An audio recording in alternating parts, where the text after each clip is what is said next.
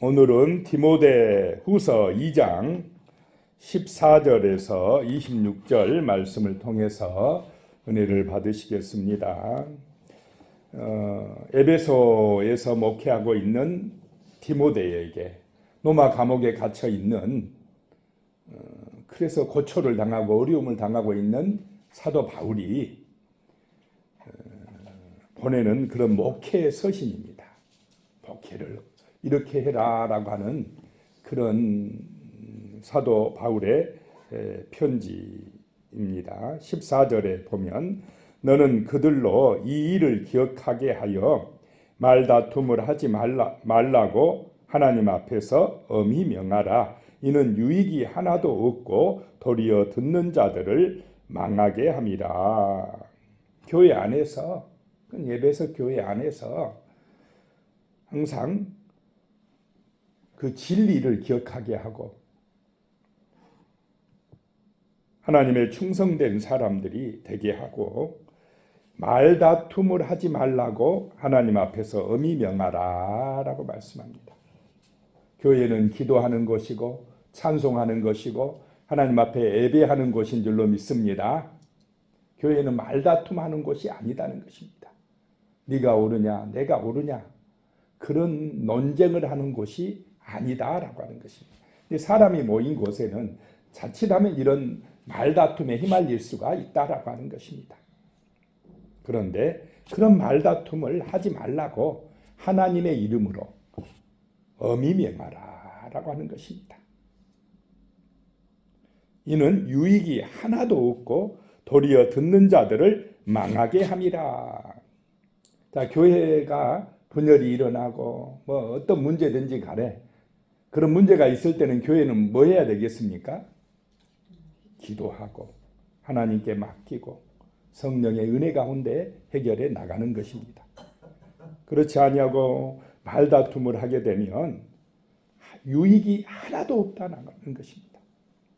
성도끼리 분쟁이 일어나고 서로 말다툼을 하게 되면 그것을 듣는 사람들이 실족하고 넘어진다라고 하는 것입니다. 망한다는 것입니다. 15절에 너는 진리의 말씀을 옳게 분별하며 부끄러울 것이 없는 일꾼으로 인정된 자로 자신을 하나님 앞에 드리기를 힘쓰라 라고 말씀합니다. 디모데야 너는 진리의 말씀을 옳게 분별하며 이 진리의 말씀을 옳게 분별하는 것 하나님의 말씀을 온전히 깨닫고 분별하고 그 말씀에 순종하는 것이 목회자요 또 성도들의 삶인 줄로 믿습니다. 말씀을 묵상하고 그 하나님의 말씀을 옳게 분별한다라고 하는 것입니다. 그래야 흔들리지 않는 믿음이 될 수가 있습니다. 부활을 믿어야 되고 천국을 믿어야 되고 주님의 재림을 믿어야 되고 십자가의 그 사랑을 믿을 때에 우리는 견고하게 선다라고 하는 것입니다. 그래서 이 진리의 말씀을 옳게 분별하고 부끄러울 것이 없는 일꾼으로 인정된 자로 사람들 앞에서 부끄러울 것이 없는 일꾼이 되어야 한다는 것입니다. 정말 하나님 보시기에 충성된 일꾼이 되려고 힘쓰고 선하고 정말 잘했다 칭찬받는 그런 하나님의 일꾼이 되려고 힘쓰고 그렇게 인정받도록 해라라고 이야기를 하고 있습니다. 또 자신을 하나님 앞에 드리기를 힘쓰라. 우리는 우리 자신 자체가 하나님 앞에 드려져야 될 줄로 믿습니다. 예수의 핏값으로 산 성도다라고 하는 것입니다. 그래서 우리는 주인이 누구십니까? 하나님이시다는 것입니다. 내가 주인이 아니다는 것입니다. 주님 앞에 드려진 우리 자신을 드린 그런 거룩한 백성이다라고 하는 것입니다.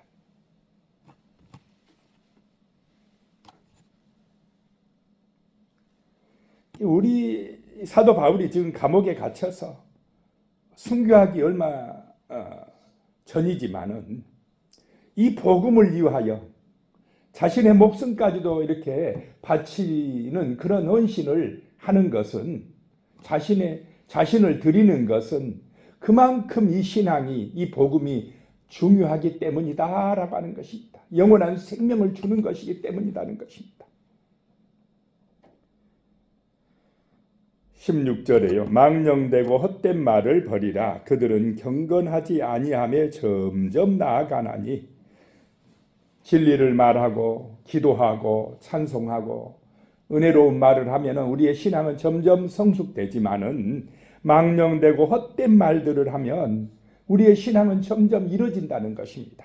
경건하지 아니하며 점점 나아가게 된다는 것입니다.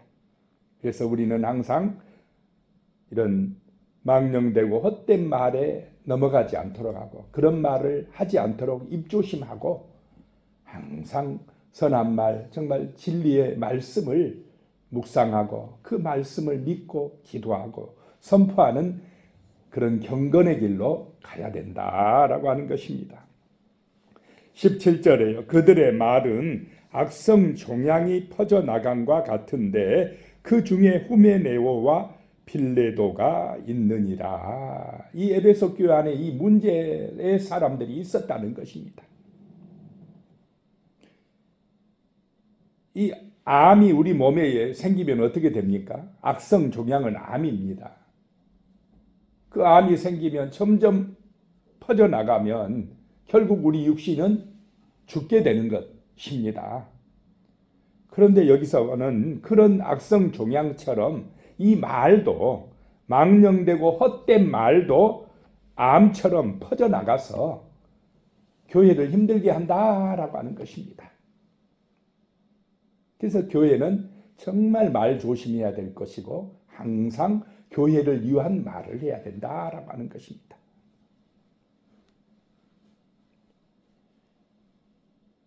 18절에 보면 진리에 관하여는 그들이 그릇되었도다. 부활이 이미 지나갔다 하므로 어떤 사람들의 믿음을 무너뜨리느니라.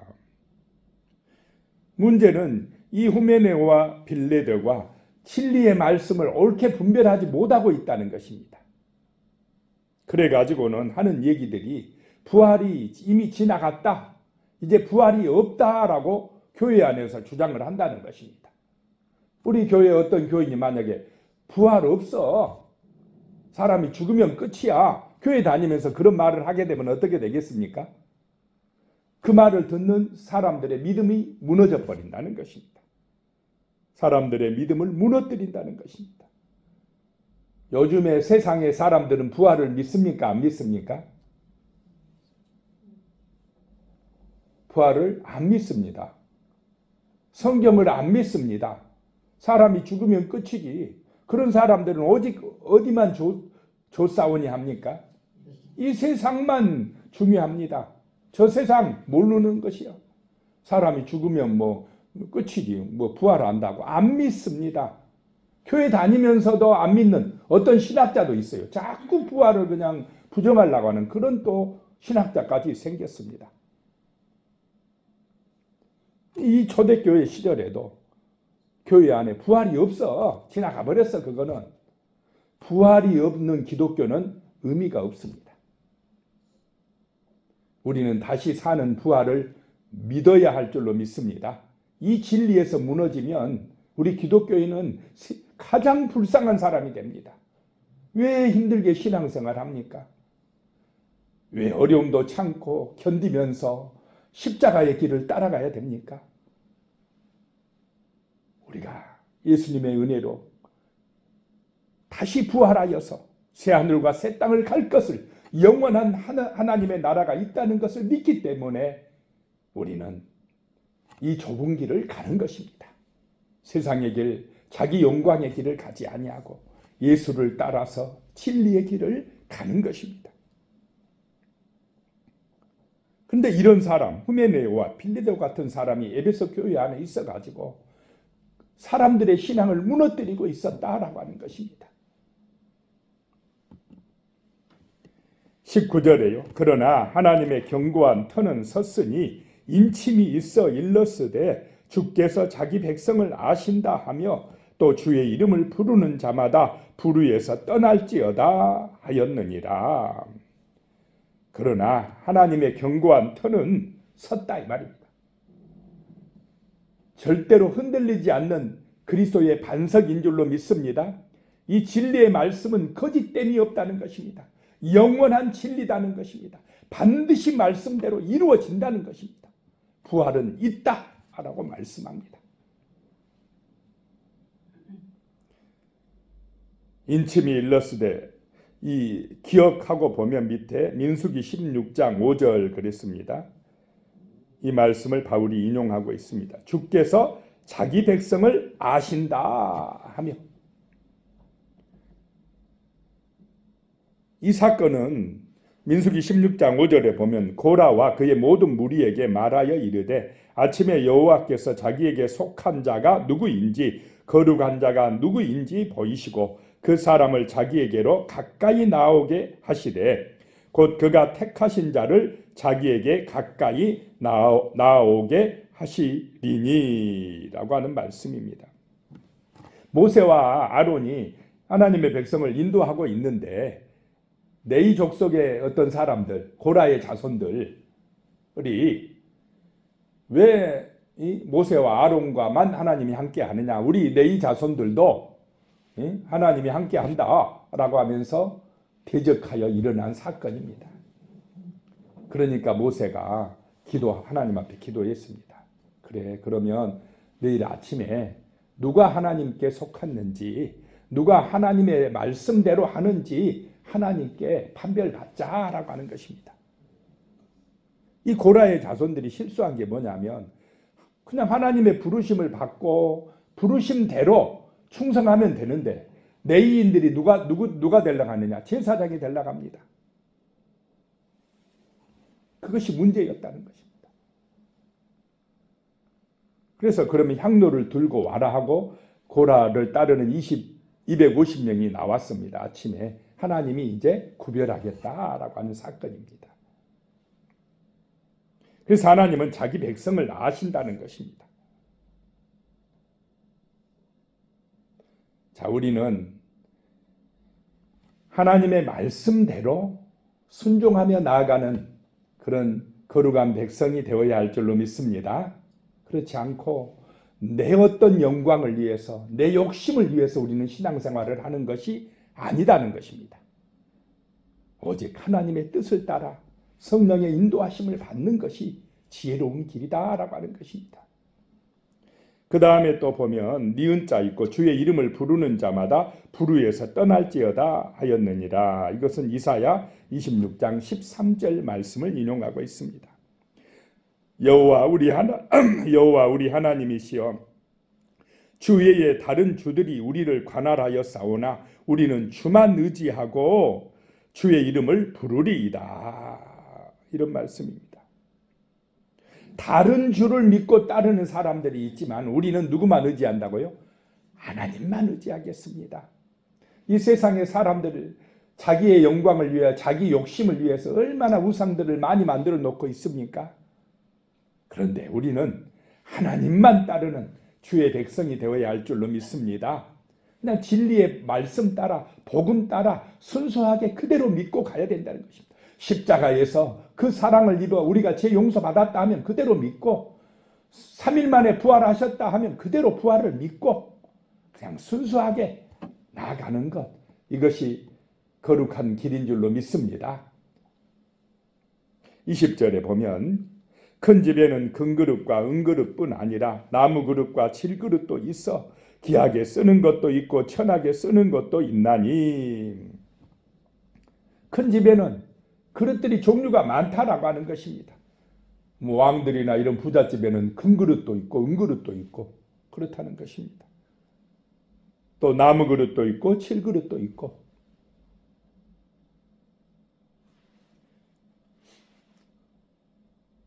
그런데 만약에 금그릇은 야 나는 은그릇 너보다 나아, 나무그릇 칠그릇 저런 것들은 아무것도 아니야, 이러면 교만함입니다. 그러면 되겠습니까?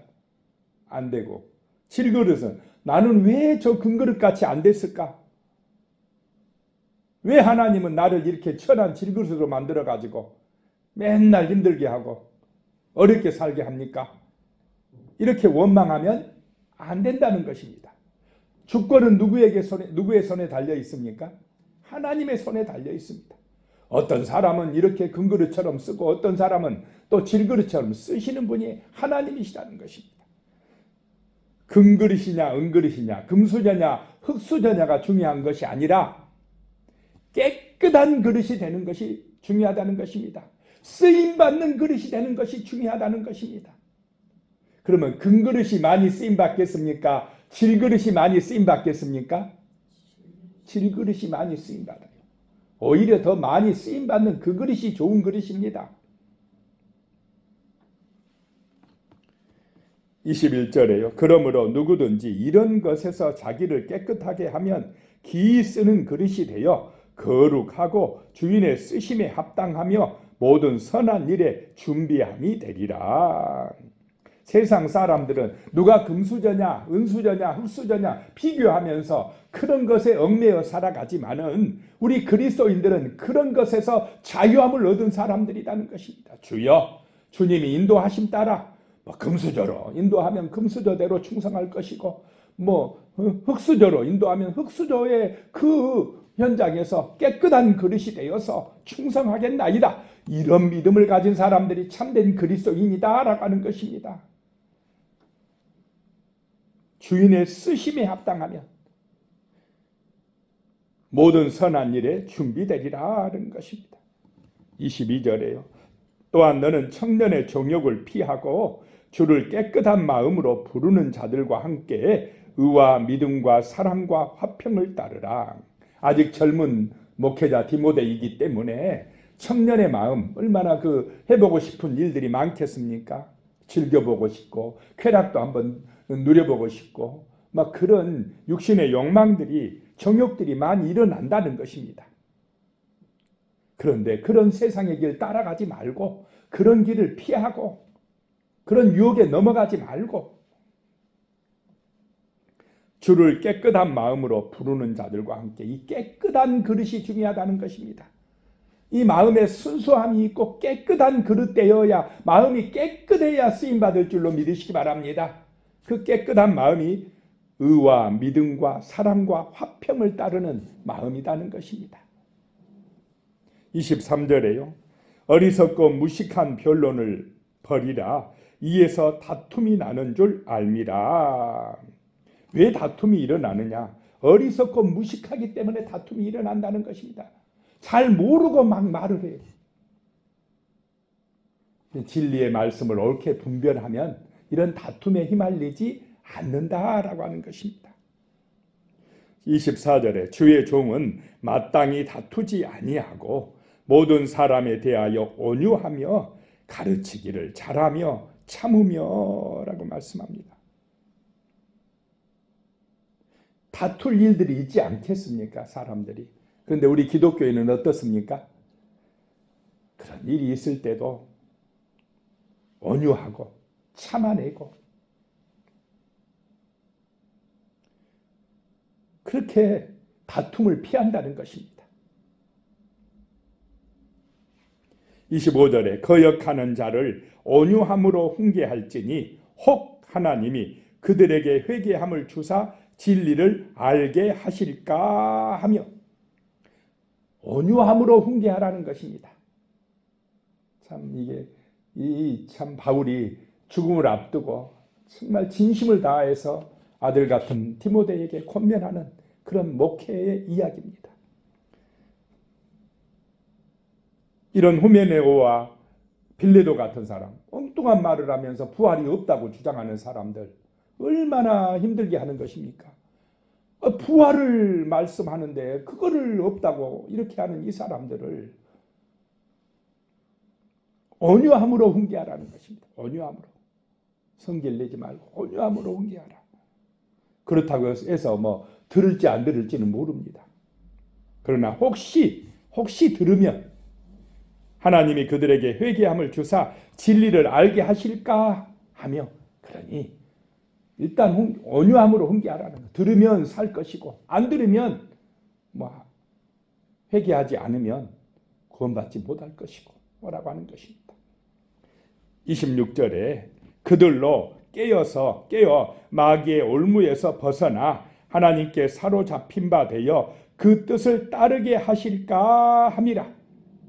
그래서 싸우지 말고 그 또 잘못된 주장한다고 같이 말다툼하지 말고 온유함으로 훈계하되, 그러면 그들이 그걸 듣고 마귀의 그 올무에서 벗어나 하나님께 사로잡힌 바 되어서 그 뜻을 따르게 하실까. 그것도 하나님의 권한이니까 하나님께 맡기라는 것입니다. 기도하겠습니다. 하나님 아버지, 참으로 우리가 교회 안에서 어떤 일로도 말다툼하지 아니하도록 은혜를 내리어 주시옵소서. 진리를 옳게 분별하고 정말 하나님 앞에서 부끄러움이 없는 일꾼이 되어서 온전히 우리 자신을 하나님 앞에 드리는 충성된 거룩한 성도로 살아가게 하여 주시옵소서. 금그릇이든지 은그릇이든지 나무 그릇이든지 칠그릇이든지 주님이 쓰시는 대로 깨끗한 그릇이 되어 충성할 수 있도록 쓰임받을 수 있도록 축복하여 주시옵소서. 예수님의 이름으로 기도드리오며 이제는 우리 주 예수 그리스도의 은혜와 하나님 아버지의 무한하신 사랑과 성령님의 교통하심이 영원히 함께 하시기를 축원하옵나이다. 아멘.